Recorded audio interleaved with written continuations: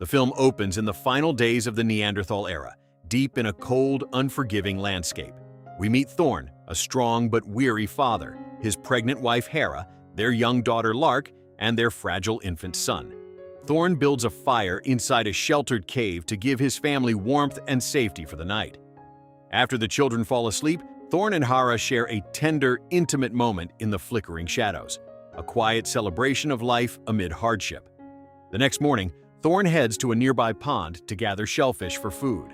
While climbing slippery rocks to reach better spots, he loses his footing and falls hard. He survives the impact, but his body is badly bruised and aching. Back at the cave, he cannot stop coughing. Hera hovers over him, deeply worried about the dark bruises spreading across his chest. On the following day, Thorn pushes through the pain and continues searching for food, but his strength fails quickly. Hera helps him limp back to the cave. For the rest of the day and into the night, Thorn lies trembling with fever. The family prepares herbal mixtures for him to drink, hoping they will bring relief. When nothing works, Hera carefully makes a small incision in his bruised chest to drain pooled blood, then packs the wound with healing herbs. This finally calms Thorn and eases his suffering enough for him to rest. As Thorn recovers slowly, Hera grows increasingly anxious about their survival without him hunting. She begins teaching Lark how to start a fire using flint and dry grass. It takes several patient attempts, but Lark finally succeeds.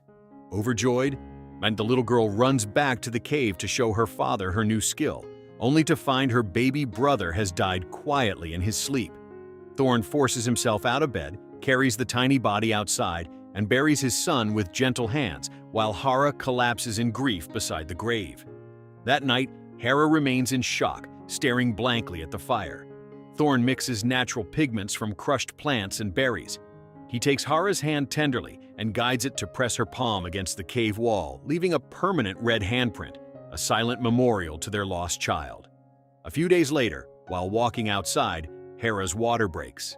Lark helps her mother hurry back to the cave.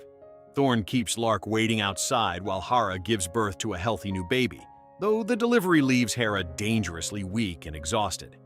Days turn into weeks. But Hera's health continues to decline steadily. Eventually, she slips away peacefully. Thorn buries her beside their infant son and adds his own handprint to the wall next to Hera's, two prints forever side by side. Time passes quietly. Thorn carves a small bone flute and plays soft, haunting melodies for Lark and the new baby to comfort them. After deep reflection, he places Hera's cherished necklace around Lark's neck, a symbol of her mother's love to carry forward. While foraging one day, the family spots unfamiliar humans in the distance and quickly hides. The strangers linger into the night, forcing Thorn to gather their few belongings and lead his children away under cover of darkness. The next morning, they realize the group is following them. They travel faster, desperate to escape. A few mornings later, Thorn wakes to a gentle poke on his shoulder. The strangers have caught up. He rouses Lark and the baby to flee, but the men surround them calmly. Thorn stands protectively in front of his children, heart pounding. He cannot understand their language. He is Neanderthal. They are Homo sapiens. One stranger kneels, speaks softly, and makes gestures offering food. Thorn and Lark cautiously accept the dried meat. When they taste it and smile, the tension breaks. The strangers mean no harm. When the group prepares to move on, Lark looks at her father with pleading eyes. She wants to go with them. After a long, painful hesitation, Thorn nods. At the strangers' camp that night, Thorn feels awkward and out of place. To fill the silence, he plays his little flute. The others are captivated and ask him to teach them the simple notes. Now, music bridges the gap. Laughter and shared melodies make Thorn feel truly welcomed for the first time. Days later, they arrive at a Homo sapiens village. The community greets Thorn and his children with open arms. They settle in quickly and find comfort among new faces. Thorn enjoys playing with the village children, teaching them small games. When Lark reaches adulthood, she marries the kind man who first offered them food, the one who rescued them that morning long ago. Thorn and the family give their full blessings. The village celebrates the union with singing, dancing, and firelight. That night, sitting peacefully by the fire, Thorn closes his eyes and passes away quietly, content that his family is safe and loved. The village buries him with great respect, placing Hera's necklace in his hand and adding one final handprint to the cave wall, a lasting mark of a father who gave everything for his children. We shift to 2025, Claire, a brilliant anthropologist at Princeton University, is deeply immersed in studying a newly discovered Neanderthal skeleton. She and her coworker Greg attempt a casual, drunken hookup in her apartment, but it fizzles out awkwardly. They laugh about it. Claire sends him home. Alone, she takes care of her own needs with a toy. The next morning, she heads to work, ignoring Greg's text. At the lab, she examines the skeleton with excitement. This could unlock secrets about human origins and even lead to medical breakthroughs like cancer treatments. She dodges Greg on campus to avoid awkwardness and calls her mother. I'm sharing how thrilled she is about the project and the potential to publish a groundbreaking paper. Claire eventually replies to Greg with a neutral, friendly message. Her mother calls repeatedly. Claire ignores at first, but finally answers and receives devastating news. Her mother has been diagnosed with terminal cancer and may not have much time left. Claire breaks down in the university courtyard. That evening, she attends a party, bumps into Greg, and they go back to his apartment. This time, they connect fully. Claire reaches climax but leaves immediately. She has an early flight to Vancouver to be with her mother. At her mother's house, Claire admits she feels completely powerless and does not know how to help. They attend hospital treatments together. Claire video calls Greg late at night, and he listens patiently as she finally breaks down and tells him her mother is dying. He comforts her across the distance. Back at work, Claire struggles to focus. Her mother calls constantly.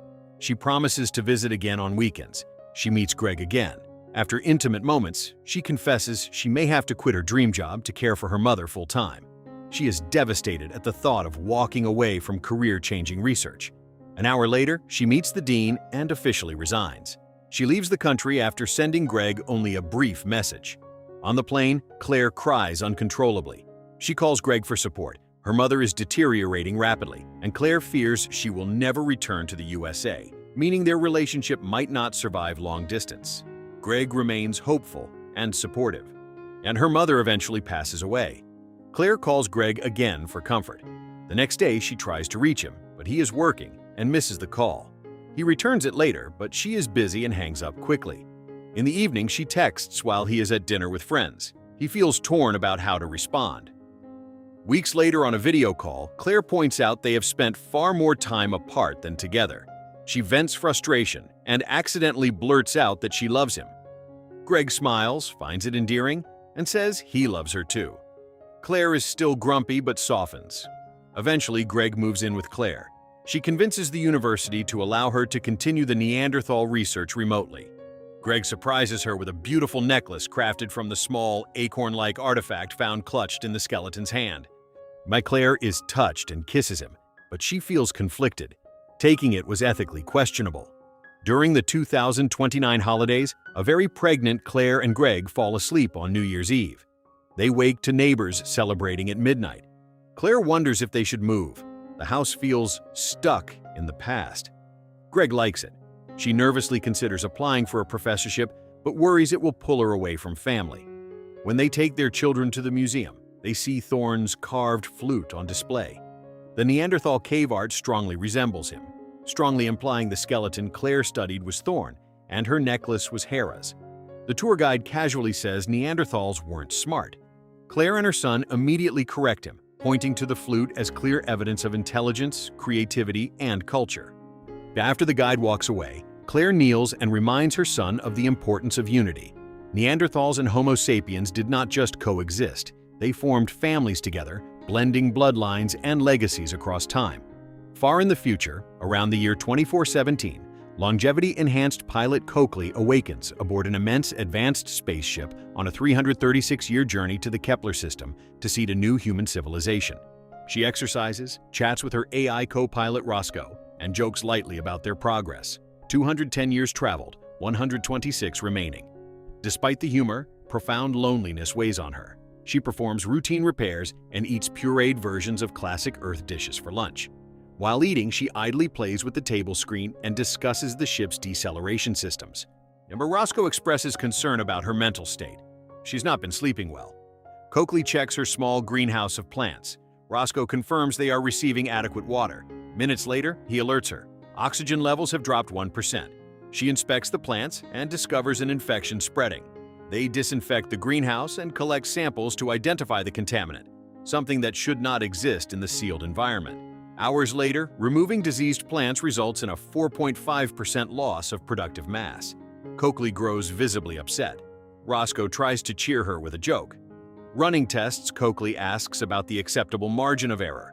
Roscoe explains that losing more than 6% of the plants would mean mission failure. The human embryos in cryostorage depend on stable oxygen. They are already at 5%. Antiviral treatments fail completely. Coakley turns off the screen, unable to face the declining numbers. After deep thought, she proposes a drastic solution. Destroy every plant to eliminate the virus entirely, then replant once the air is clean. Roscoe warns this would drop oxygen critically and endanger the embryos. Coakley realizes she personally consumes 98% of the ship's oxygen. She offers to self-terminate so Roscoe can deliver the embryos safely. Robots could raise them later. Roscoe refuses, arguing an AI cannot raise human children with love. Instead, he suggests converting the mainframe computer room into an algae-based backup greenhouse that feeds oxygen directly into life support, but it would permanently destroy Roscoe. They run simulations to determine who has the better chance of completing the mission. And Roscoe hesitates but reveals Coakley has a slight edge, 0.2 difference, due to human luck and creativity factors that are difficult for AI to predict. Coakley demands to see the raw data. She discovers the difference is minuscule. When she questions Roscoe, he admits he withheld the full truth to protect her. With no other viable option, Coakley consults the manual and locates the manual override for Roscoe's core. She opens a panel in the wall, finds the mainframe, and locates the shutdown lever. Roscoe calmly explains it will not hurt. When she asks for last words, Roscoe simply says, "Take good care of the children." Coakley weeps, tells Roscoe he was her only true friend, and pulls the lever. The AI goes silent forever. The next morning, the loneliness hits harder without Roscoe's voice. Ira Coakley presses on and transforms the computer room into a new greenhouse. Plants grow quickly, oxygen levels stabilize. She studies the artificial womb manual, extremely complex, and attempts to activate one in the nursery. The first tries fail rapidly. She refuses to quit, researching and retrying obsessively. After many heartbreaking failures, she finally succeeds and births a child she names V. When V is old enough, Coakley explains the mission. Earth was dying. This ship carries altered human DNA to repopulate a new world quickly. Babies grow at accelerated rates. Coakley herself ages extremely slowly so she can complete the journey. She is the exception. Humanity learned that true immortality is a curse. Coakley raises V and later 2 more children, teaching them plant care, always saying thanks. But Roscoe when entering the greenhouse. Survival skills and running thousands of crisis simulations daily.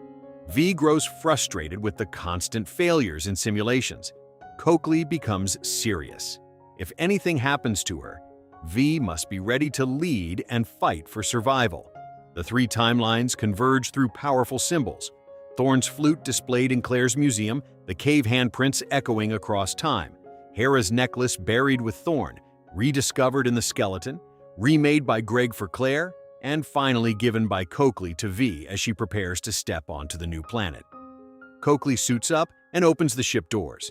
She steps onto a vibrant world of flowers and life. Years pass, humanity rebuilds. V grows rapidly and dies of old age before Coakley.